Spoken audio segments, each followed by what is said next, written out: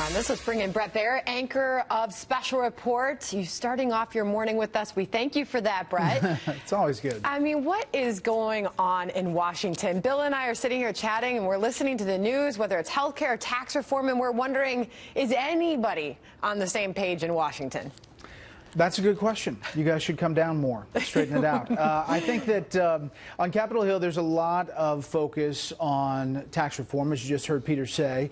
Today's budget vote, maybe it's probably going to be tonight's budget vote, it looks like is lining up for Republicans to have the votes, and that sets the table for tax reform. The reason the administration says that no one's seen the specific details is that they have to have the budget framework first to get the number, which they believe is going to be $1.5 trillion. In that number, you're going to then get the specifics of exactly what tax reform looks like. After a conference committee, when the Senate and the House come together with the budget, they iron that out. The minute after that, according to the Treasury Secretary, Steven Mnuchin, they're going to work with Capitol Hill to lay it all out on the table and then debate the very specifics of how it's going to break down. And as far as that budget bill is concerned, the president, as you just saw tweeting out this morning, I think we have the votes, but who knows?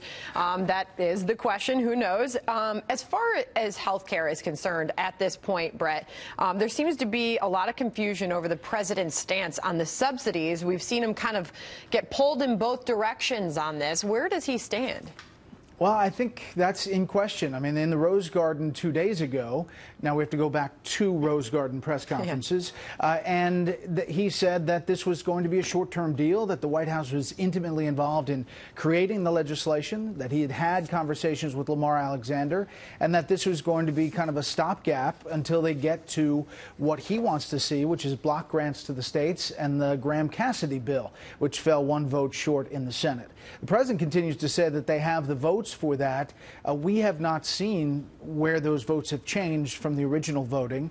So I think what happened was the evolution of pushback from conservatives. He spoke at the Heritage Foundation, and there are a lot of conservatives who said, you know, we've campaigned for years and years on repealing Obamacare, and the federal courts decided that it was unconstitutional what the Obama administration did with subsidies, and now you're going to put it into law. And the pushback obviously changed the support or lack thereof of that bill. And meanwhile, Brett, while there's so much going on with health care and tax reform, there's a lot of distraction as well, as you know, from watching that White House press briefing yesterday.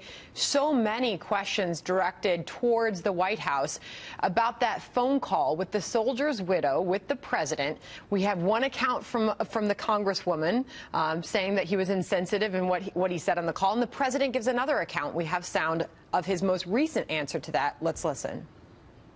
Didn't say what that Congresswoman said. Didn't say it at all. She knows it, and she now is not saying it. I did not say what she said, and I'd like her to make the statement again, because I did not say what she said.